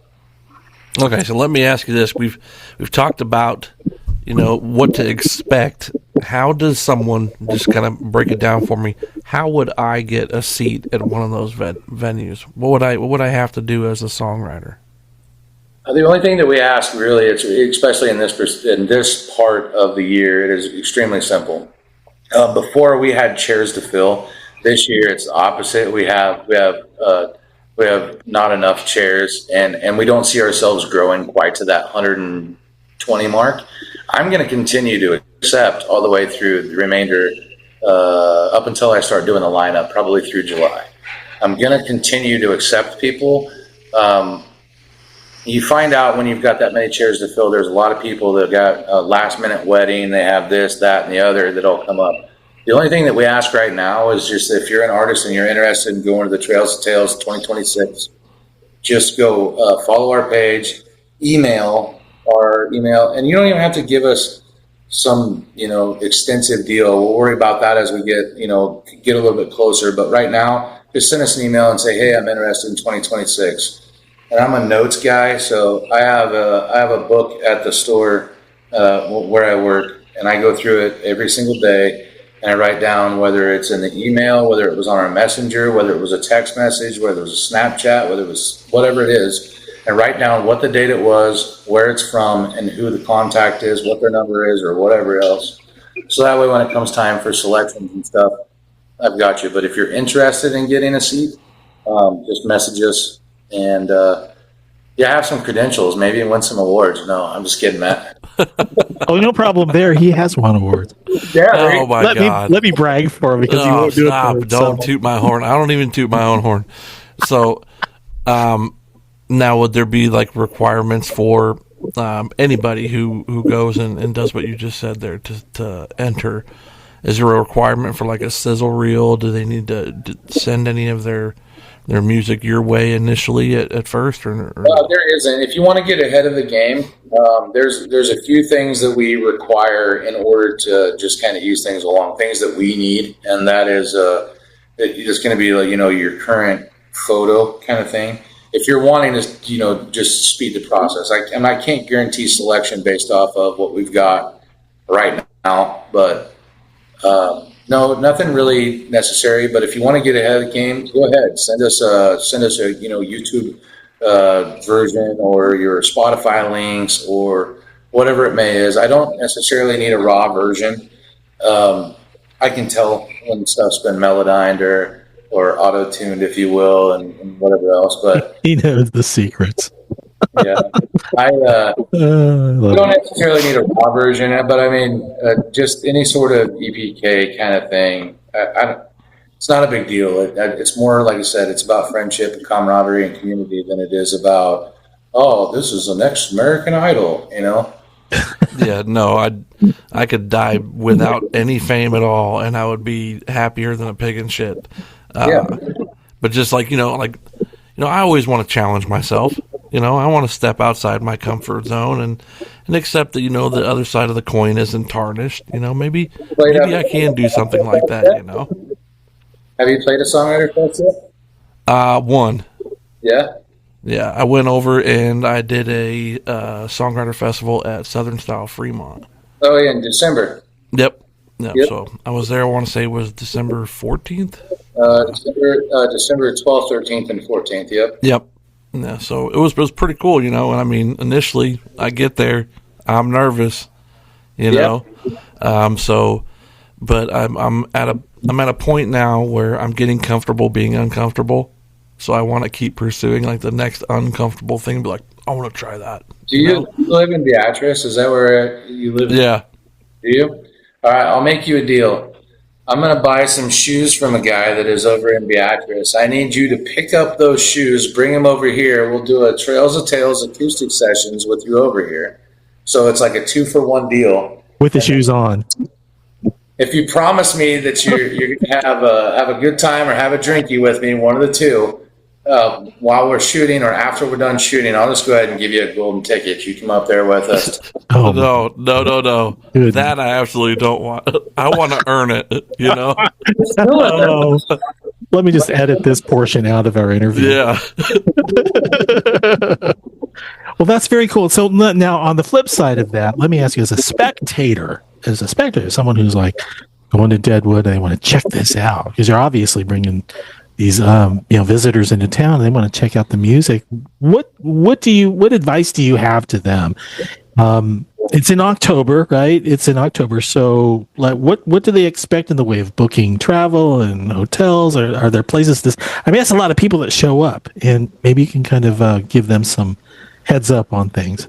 Yeah, the first and foremost heads up is you're going to want to get your rooms early because between the popularity of the entire scene up there has grown enough that it gets tough even for some of our artists to find rooms, in enough advance. So that's why this year I think we're going to try to focus on getting the lineup a little bit sooner.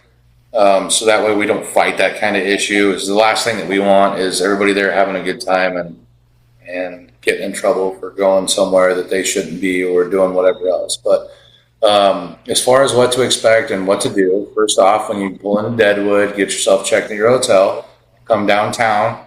Our merch booth is most likely going to be in the Eagle. Get yourself some Trails of Tales gear and check out the hot merch girl. When you do that, do not touch, take pictures if you want, but then tag me in them. No, and then grab yourself a schedule and find yourself, some of the artists that you're familiar with or just want to listen to, go check out. If you're not familiar with any of them, just pick a random bout. We have, at any point like this last year, we had 14 chairs going at once. So, if you don't have to stay even for the whole show, but if you're watching and walking in between the venues themselves, pick somebody that you like, go find somebody else. I mean, it's constant music going the entire day, and it's in rotations to where there is music going at all times. And like when Dean is going in between venues, he has 5-minute windows, 4 venues. So if the first venue starts at 1 o'clock, the second one starts at 1:05, the third one starts at 1:10, next one starts at 1:15, and he has to be in all 4 places doing sound check for 14 different people in that 20-minute window. Hence the reason for the new shoes, right? The new shoes. That guy's running all over the place. All right, what a couple of hours we've spent here talking about some great stuff. Your musical career. your ways of approaching and delivering songs, from the heart, helping veterans kind of, along because, they appreciate your help. I know I get nothing but praise from the veterans that I get to teach guitar to. And it's wonderful to be able to help them along. And also the Songwriters Festival. It's all sounded just wonderful. And thank you for sharing. Maybe you can tell our audience where to find more information if it's online or who they can email, not only for your music, but also for what's happening over at the Trails of Tales Songwriters Festival in October. Sure. So a couple different ways that you can find us right now. Trails of Tales Songwriter Festival on Facebook. We're dabbling into other things between the artist showcase and some future plans that we have going on. They'll probably remain untouched for now, but we may end up changing the name just Trails of Tales and then kind of going from there because we're dabbling in that. But for right now, you can find us at Trails of Tales Songwriter Festival on Facebook. You can email us at trailsoftalesfestival@gmail.com for any inquiries. And then we also have Trails of Tales, what used to be called the Deadwood Trails of Tales. Now is just Trails of Tales playlist on Spotify. You can go check us out there. Right now we're working. I don't know is that we're going to make it. I'm honestly, because there's a dead season. Right now we're working on 100. We're supposed to be 365 days of content to where we're doing the acoustic series or acoustic sessions. We're posting a different artist every single day, and as of today, I started dabbling into. We're just about to hit the 100th episode since we left the 2025 event. Our ultimate goal was to get clear up till next year's event, and I do think that we're going to fall short, to be quite honest with you, but there's still so much content on that page that you can go find. So, all right. You have got your hands full. And that's not even talking about your songwriting. That's that. I don't know about you, but I have experienced overload of just having to write emails and teaching guides and just all of this stuff that takes me away from actually wanting to sit down and write. It's been years since I've written a song, which is why I don't call myself a songwriter anymore. But I do write a damn good memo. So. DJ, thank you again for sitting in with us. Do you have any closing thoughts? No, I absolutely appreciate everything that you guys have done for us as well. This last year, Jason linking up with us, the support and sponsorship, partnership, if you will, went a long ways with ours. We give 100% back to to our artist, and it may not be gratuity wise, but it's promotion wise. It's stuff that's going to their careers and. I know that you guys stand for the same thing. We're not out here trying to make a buck off of anybody else. So any contributions and stuff like that, even outside of you, if there's somebody out there that wants to reach back and, wants to donate $5 back towards the Trails of Tales, that $5, just know is going right back to our artist, our, soon to be hopefully 84 artist is going to find a piece of that somewhere along the way. And it's appreciative from the artist as well. Looking forward to seeing more of that. And any closing thoughts, Matt? Oh, I can't wait. I can't wait, man. You guys, every time we get a chance to just get on here and talk music, talk shop, and share stories, I love it. And this is a blessing. I mean, I didn't know who you were prior to this. I feel like I know more about you now and what you're involved with and kind of where your heart is and where your head is. I'm excited for the things that you guys are creating, the things you guys are doing, and I can't wait to see more. Yeah, absolutely. Another thing, too, before I leave, my closing thought, we're working on having a veteran stage 2 this year for at least one day out of the deal to where we have veteran artists playing throughout the day. And I don't know if we have enough to do it. So however it works out, we're going to do something along those lines, and that will be of course, Hero Stock stage, which I think is ultimately fitting in the end. So I really do thank you guys for having us on here and allowing me the opportunity from myself, of course, Alex, and then Dean Schaefer from Dean Schaefer Productions as well. So awesome. All right. Well, next week, we continue our series of interviews with performers from the Trails of Tales Songwriter Festival. It's Nathan Wade, whose original songs are a rough and rowdy collection of murder ballads, fire and brimstone gospel, and gothic country blues. Throw in some choice covers from classic country stars to modern hard rockers, and baby, you've got a stew going. Those are his words, not mine. And to our listeners, thanks for joining us. We invite you to check out some of the other conversations now streaming on Apple, Amazon, Spotify, and at the YouTube channel, Hero Stock Nation. We really do enjoy bringing these stories each week to you. So for right now, thank you all for joining us for tonight's interview with DJ Bridwell. And we look forward to seeing you back next week here at the Round Table where Heroes Talk. Good night.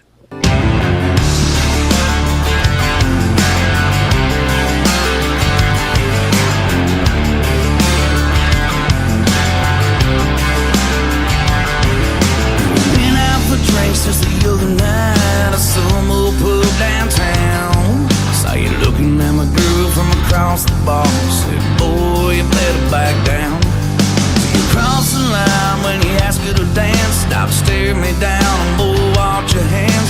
Lay down your drink and pay your tab, 'cause you ain't coming back. 90 mile an hour down a two-lane road, loaded six gun on the dash.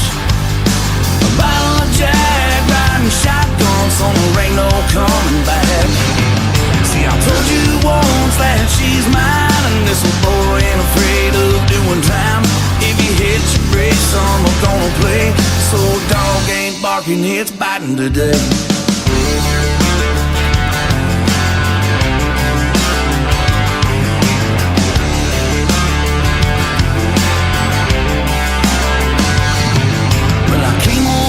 Just the other day, caught you running out the back door trying to get away. What you doing with my girl and my kids in the house? Boy, you better run north, 'cause it's about to go south. Headlights aiming down that old black top, 33's just slinging rocks. Don't worry, son, I'll cut you some slack. I'm gonna kick your ass and you can have her back. 90 mile an hour down a two-lane road, loaded six gun on the dash. Bottle of Jack, riding shotgun, so there ain't no coming back. See, I told you once that she's mine, and this boy ain't afraid of doing time. If you hit your brakes, son, we're gonna play. So dog ain't barking, it's biting today.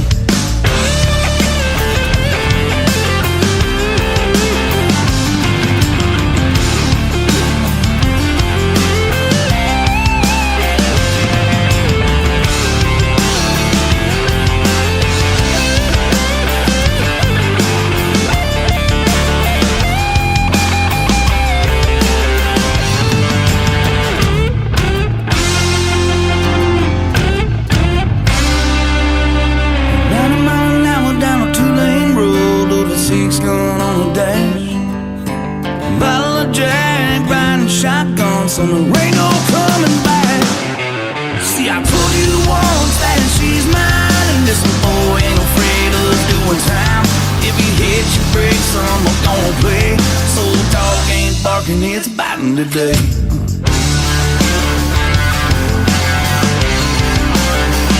It's biting today.